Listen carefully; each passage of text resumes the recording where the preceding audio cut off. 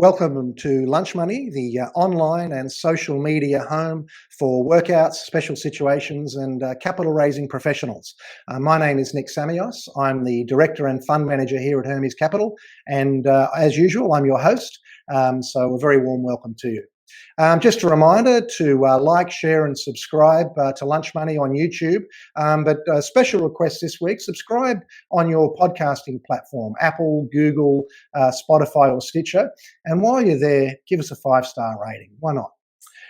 If you're watching us live, we invite you to pop a question via LinkedIn or via YouTube or whatever platform you're on, Facebook for that matter. They've all got the facility for you to pop us a question, and if we get those questions in time, we'll certainly try and get them in front of our special guests.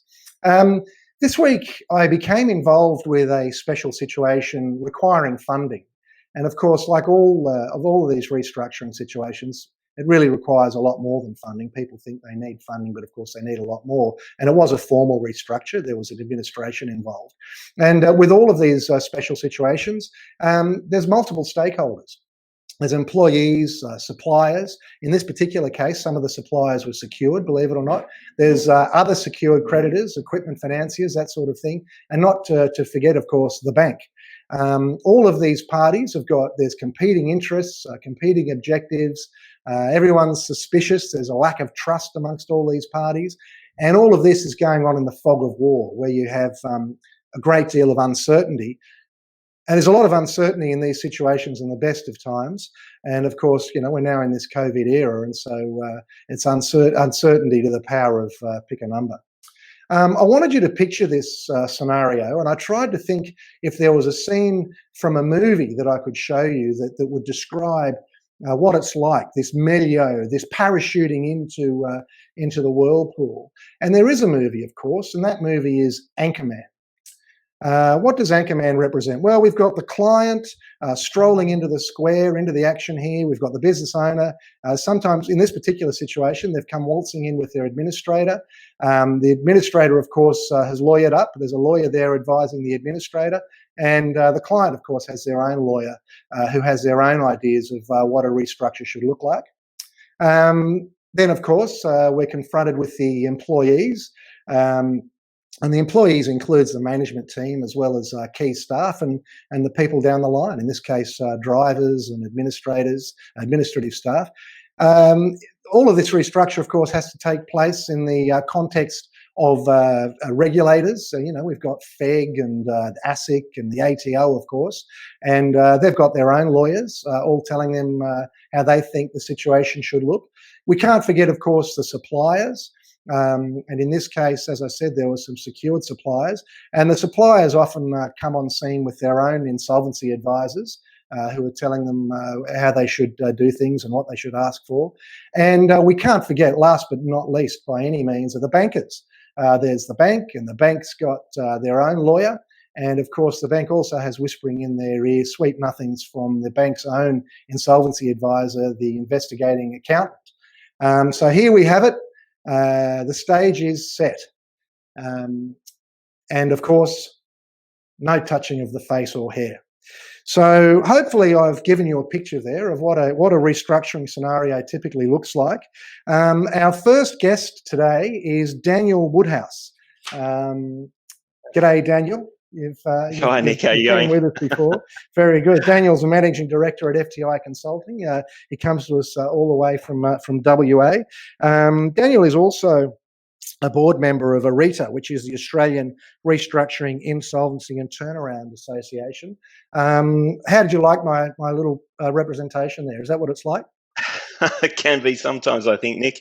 I'm not sure whether I want to be champ, and I'm not sure I want Brian as my lawyer either. But well, I didn't give you brick. I suppose. No, I know. Yeah, exactly. No, I'm not sure I want my lawyer saying "I love lamp" next to me when I'm sitting there. So that's great. Thanks. Tell me something. What keeps you busy? What's been keeping you busy of late since we last spoke? I mean, you were on one of our earlier episodes. What's been keeping you going? Yeah, the market's really interesting at the moment, Nick, and it's operating, I think, in two speeds, if you like. So at the top end of town, things are definitely happening. From an FTI perspective, we're finding as a global group, we've found that Hertz went into Chapter 11 in the US, so we're doing a bit of work over here in relation to the Australian entities over here. We've got Speedcast that's gone into Chapter 11 in the US, so we've got our team in Melbourne doing a bit of work on that as well.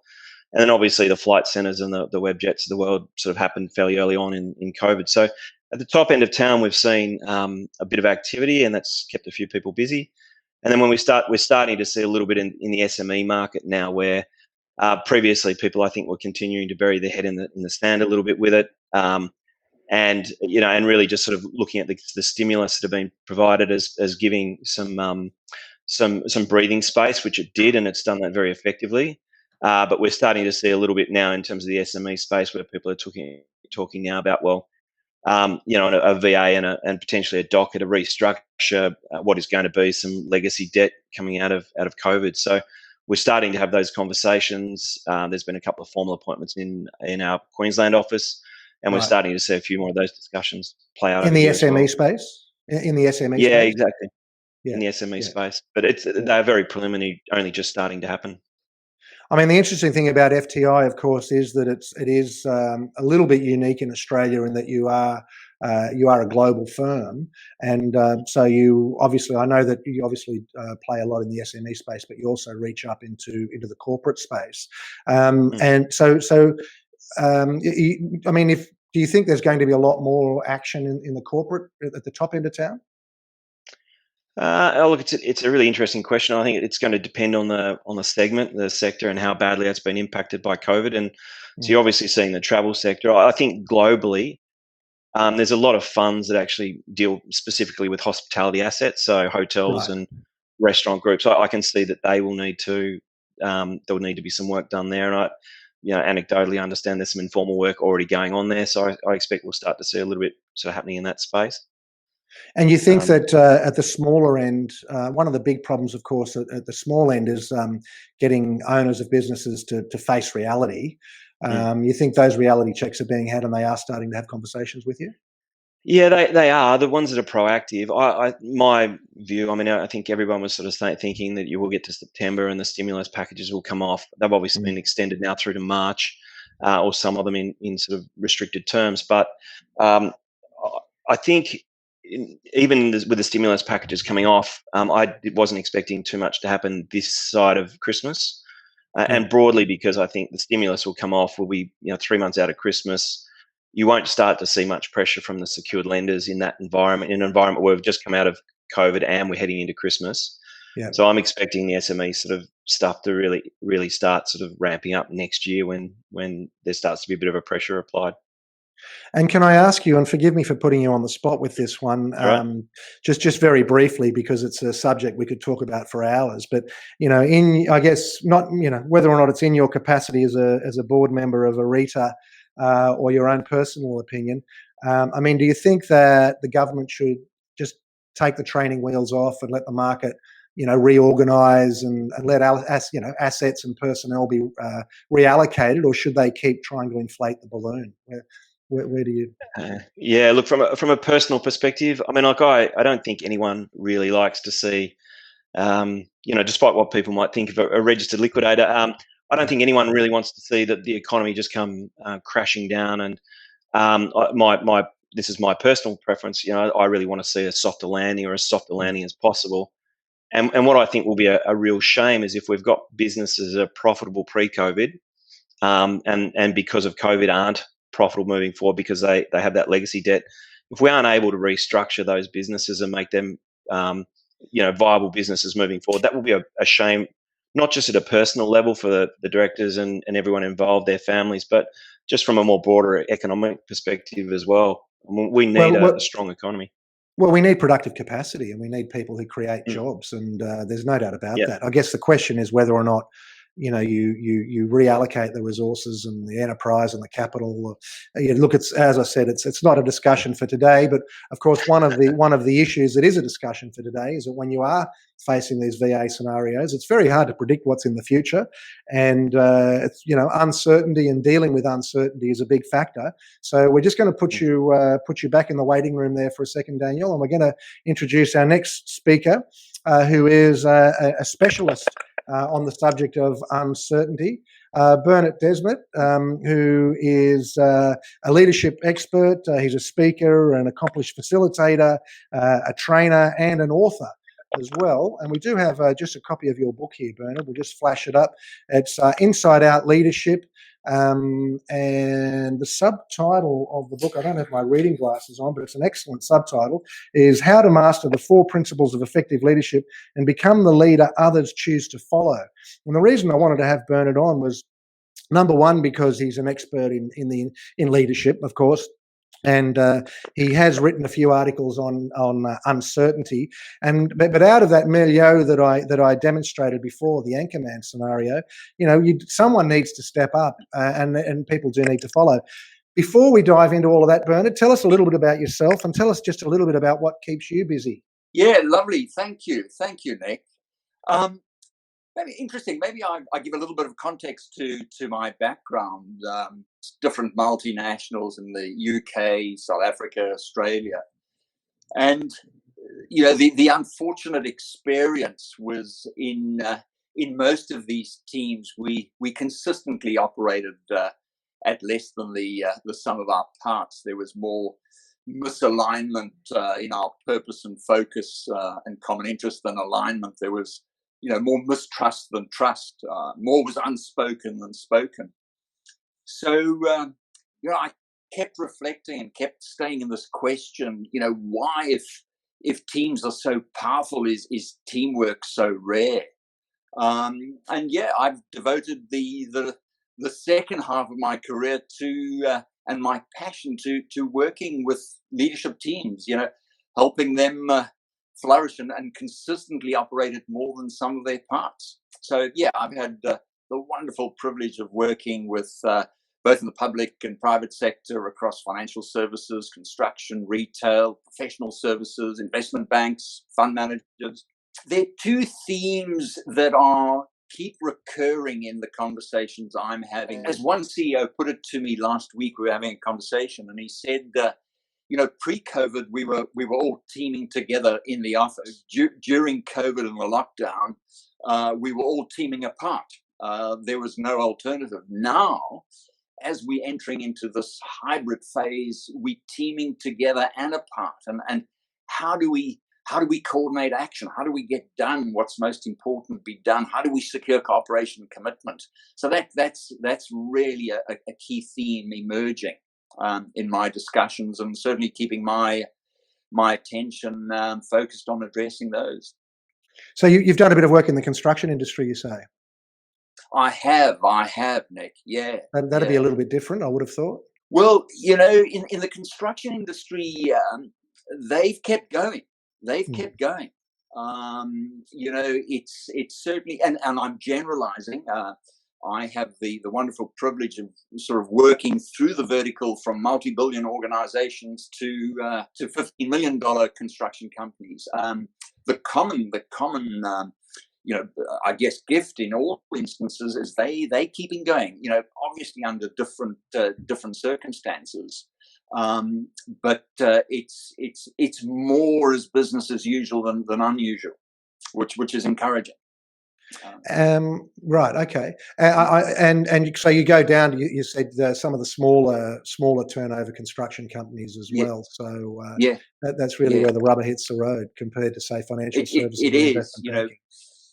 I mean, one of my clients is more involved in commercial property and in the retail space, and clearly, their challenge is obviously just the foot traffic and what's happening in retail at the moment. So that they would be in the servicing side, pretty stretched. However, there's construction happening. There's new opportunities being worked on at the moment. And I know that when I spoke to you a bit earlier, you said you hadn't seen the movie Anchorman, but I'm sure that the little illustration there, is that something that you'd be familiar with, having competing interests and disparate parties? Yeah, no, absolutely. Absolutely. I think, right now, Nick, the most critical thing is trying to understand where people are at. I guess in your game, of course, there's always the competing interests. In my space, there's competing concerns, and what I mean by that is, if we think about this as human beings, we're never not in concern. We're never not thinking, speaking, acting, listening from what's important to me that could be going better. And right now, we've got CEOs and executives in real concern about, what does the future hold? How are we ever going to get back to levels of performance, profitability, and so on? You've got other members in the organization whose primary concern is, how am I going to pay the bills? I've been stood down. I can't afford to live. So whilst we've got, in many respects, I guess it's never this simple, but in your world, competing interests in the workplace right now, they're really competing concerns. And how do we legitimize those concerns such that people have greater access and resourcefulness to moving through what is, the only certainty in life, Nick, is uncertainty. Well, that's true. Look, we'll bring Daniel back. Just an interesting thing. Maybe you could tell me who said this, Bernard. But one of the 7 sources of power. One of the sayings is that the power accrues to the person who can deliver certainty or minimize uncertainty. Daniel, I guess you heard what Bernard had to say there. I mean, as someone who, obviously we're talking about the special situations where there's a restructuring, whether it's formal or otherwise.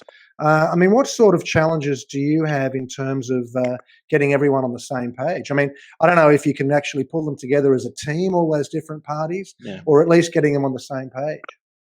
Yeah, look, a lot of what Bernard was saying then really resonated with what we see in a restructuring scenario, and I've been lucky enough to work all over the world. So whether that be in North America or South America or Europe, or if you're I did a lot of work in the Caribbean as well, or you're in a local jurisdiction, people's concerns are pretty consistent. They want that, or they're chasing as much certainty and comfort as they can possibly get. And in a restructuring scenario, you're in a situation where there's all that certainty has been taken away from them. So building trust quickly is a really important thing, and I think there's a few things that go with that, and things like showing empathy and understanding of the people's position and where the problems they're facing. I think then being honest and consistent and saying, well, look, I can't guarantee you anything in this scenario, but what we can guarantee you is that we're going to be working really hard, and this is and this is our vision, and this is where we're going to take you, and getting people to sort of come on that journey, and keeping people on that journey is really then about being consistent with what you've said, and your actions need to marry what you've told people that you're doing. And if you are going to change for whatever reason, because you're in such a dynamic situation, then you need to be honest and bring people with you on that. And I think, and that point you make about bringing people together is massively important, because you can't do everything yourself, no matter how good you are in a trading business, look, whether that be we're trading a supermarket through COVID, or we're doing a national chain like Watchworks, or you're doing Hertz with 38,000 employees, you can't trade those businesses on your own. So a real fundamental piece that's probably overlooked in a lot of what we do is creating certainty and trying to bring a vision and bringing people through, because I can't scan baked beans, and I can't rent a car, and I can't do all those sorts of things. So we need people there. It's a fundamental part of what we do. So all of those things that Bernard sort of really talked about there are things that are really on day one, are really conscious and front of mind. So we can't go through a sale process if we haven't bedded down operations.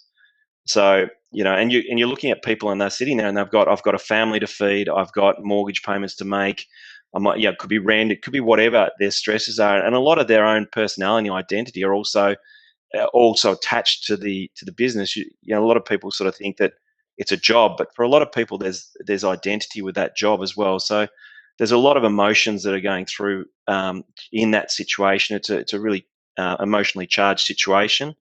So your role, and a big part of your role, if you want to do an effective restructuring or sell the business, is you need to calm that situation down pretty quickly, and you need to bed operations down. So there's a lot to that, and early in your engagement with people, it's probably one of the more fundamental things that is really sort of in my mind anyway.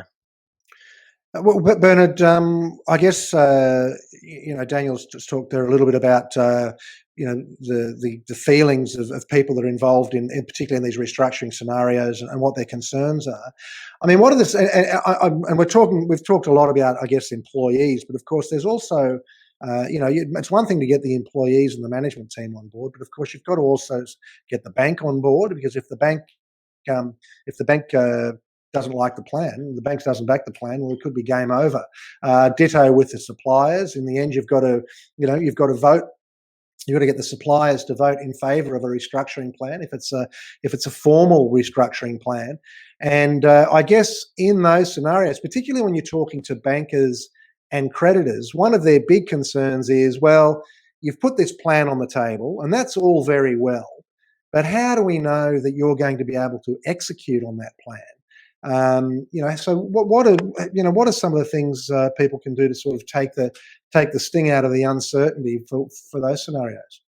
Yeah, great question, Nick, and I want to come back to a couple of points you made, Daniel. And preeminent English novelist said, when nothing is sure, everything is possible, which is great to hold on in these times. If I may just touch on your point around this natural orientation we have for certainty and clarity, and in such times, my invitation to leaders is, and this may sound paradoxical, is stop trying to provide certainty and clarity. You can't. All you can do is instill confidence. And uncertainty is just part of life. We live in it. It's when we accept the normality of uncertainty, we move into places of greater confidence.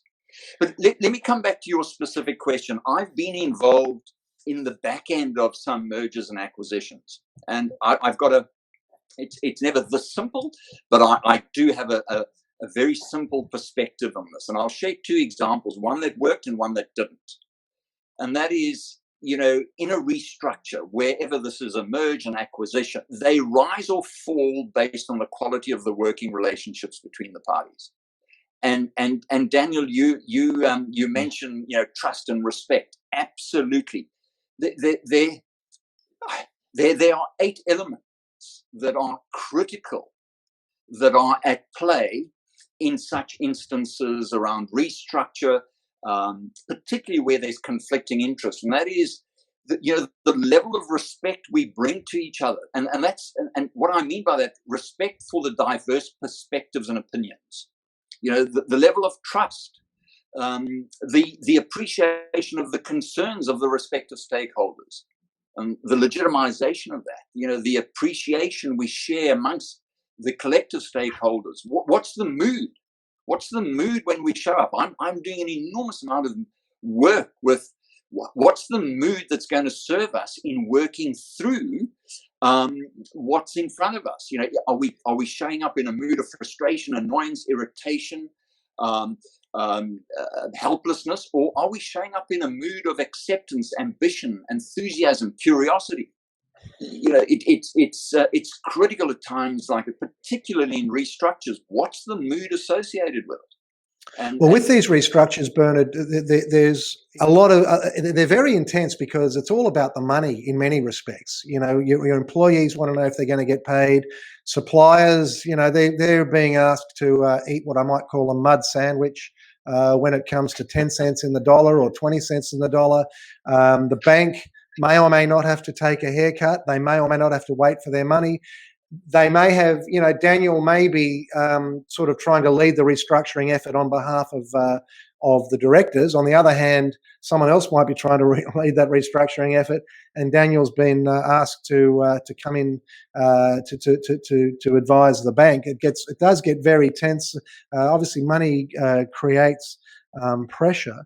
I mean, yeah, how you're dragging it all together. And yeah. look, I think Bernard touched on some really important points in that, and I think when you start to understand what the various stakeholders' interests are, that's a really important part to restructuring a business, because it's only when you understand what their motivations are that you can start to pull together a deal. And I do like the whole, where there is uncertainty, everything is possible, because we're coming in pretty much with a clean slate at that point, and we are looking, all options are available. But in terms of creating a restructuring, it's not too dissimilar to a deal where you're also looking at what each party's leverage points are. Because if you're dealing, to your point, if you're dealing with a bank where there's first ranking security, and you're really needing to bring them on the journey for this to be successful, you need to understand that. So, and that might not be a bank; it might be a key supplier, and the business can't operate without that key supplier. So you need to understand who holds the leverage in that discussion, so that you can drag that restructured business together. Because if you do all that in isolation, you'll invariably find you're going to fail, because you won't have the support that you need to run the business into the future. So, and I think that's probably in a situation where you don't have competitive interest in the business, but where you've got multiple parties, then that just throws another complexity into to your negotiations. Yeah, I mean, I guess I'm sure you've been at meetings that you've chaired where all of a sudden somebody's turned up and it turns out that they've got half the proxies, and they've got those interests, and it's not all of a sudden you're dealing with time pressures as well, because if you can't get them across the line, in a relatively short space of time, then you're in all sorts of trouble. Bernard, we had one of our guests last week, Arabella McPherson, made the comment that there is no new normal. Like there is no new normal, right? So I think it was getting back to something that you were saying there, that just grappling with we're in turmoil. That's just the way it is, and that's the new reality. I mean, is that how you see things? Absolutely, Nick. I just want to share with you a perspective and I guess this goes to our human beingness, and that is we are never not in breakdown. Let me explain what I mean by that. We are never not having to deal with unanticipated interruptions and interferences. Never not. So very practically on an individual level, I'm late for a meeting, all of a sudden there's a tailback and I'm going to be so late. But what do? We adjust, we adapt. Right now, our existing knowledge, experience, and wisdom isn't sufficient to get us through. A crisis is just a collective breakdown. That's all it is. It's a collective breakdown. And how do we show up open to see things differently? If you think back how we've come through the last 4 months, it's not doing what we know. It's opening ourselves up to what we don't know. And if you think about it, how are we open and prepared to look to see things differently? And my advice is to leaders at this time, be accepting of not knowing.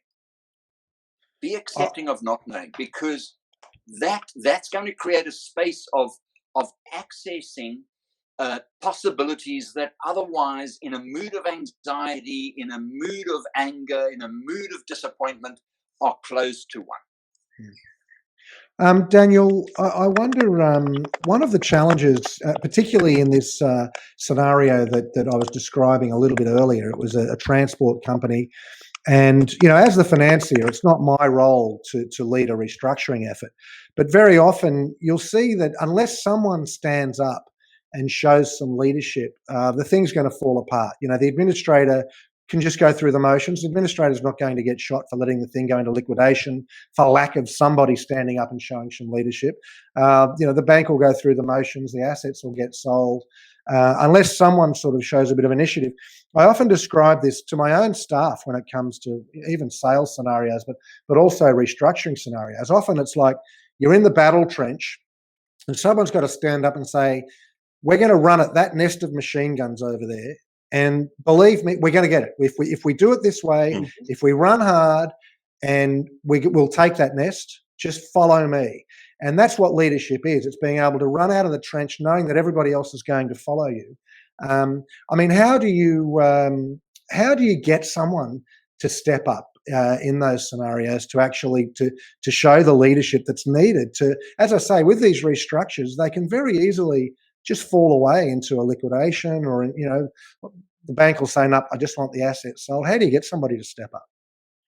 It's a really interesting question. And look, I think that the comment you make around voluntary administration into liquidation, it's a pretty common thing. But I mean, if we look at the first section, the first words of that section of the Act that talks to the voluntary administration process, it says to maximise the chances of the company continuing into existence, and if that's not possible, you know, maximising the return to creditors in that scenario. So really, we're charged with how do we restructure this business? How do we keep this going? So I think it's really it's not the administrator's role, if you like, to use your example, but to run at the the nest of machine guns. But it's to provide an environment where the person that wants to drive the business forward and into the future after the administration process, you need someone that wants to do that. So your role is to facilitate that run, if you like, and be open to proposals that are going to provide that. Have you ever experienced that frustration and maybe said to the client's lawyer, listen, buddy, you know, you need to step up and show some leadership here, otherwise, because I can't, you know, as you say, as administrator, it's not up to you necessarily. Yeah. I mean, and look, you're sitting there as the administrator, your obligations, or the interests in the company are really sitting with the creditors at the point where the business is insolvent. So you need to have those as your backdrop as well. But you do get situations where you're frustrated, where you really want someone to take some leadership. Conversely, you also get environments where you get the eternal optimist that's is trying to sail around, sort of balloon around the world with a party balloon filled with helium. So it's you get frustration on both sides of that, and equally. But I think really fundamentally and importantly, your role is to provide the environment and be open to the restructure. So Bernard's talked around, and I said I do like it. It's anything is possible. We come into it with no preconceived ideas or about how the business is run initially anyway, and you're open to, well, what is the art of the possible, and some people are really good at it, and as well, and we've seen some examples where one recently I'm aware of that we've been involved in, where the person that the administrator, which wasn't me, but has done an amazing job at turning the business around and providing a really good runway for that business moving forward. All right. Well, look, we are running out of time, so I think that a great takeout, that quote of yours, Bernard, is very positive, and I think that'll be the quote of the day. But just before we wrap up, just sort of final thoughts, Bernard, maybe a final piece of advice for this scenario, and then I'll come to you, Daniel. I'm going to come back to your question, Nick, around leadership stepping up, because if there ever was a time, it's right now. And how do leaders get acceptance for a decision that others may not necessarily agree with? And that's what we need right now. How do we get stakeholders' acceptance of a decision, of a direction, without necessarily agreeing with it? And I can't help coming through, at this point, and it sounds simple, but it's deeply, deeply challenging. And that is, under what conditions am I prepared to accept a decision I don't necessarily agree with? It's when I feel understood, when I feel listened to. And I think in our rush and hurry to get things done now, let leaders, I'm just inviting leaders just to stay in listening for what's of concern to others, not with the intent to solve the problem. You can't.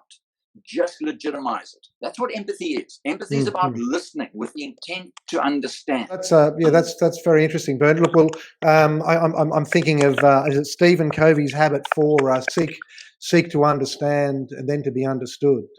Probably wraps it up. Exactly. Yeah. And All right. let's go back. There's wisdom in that.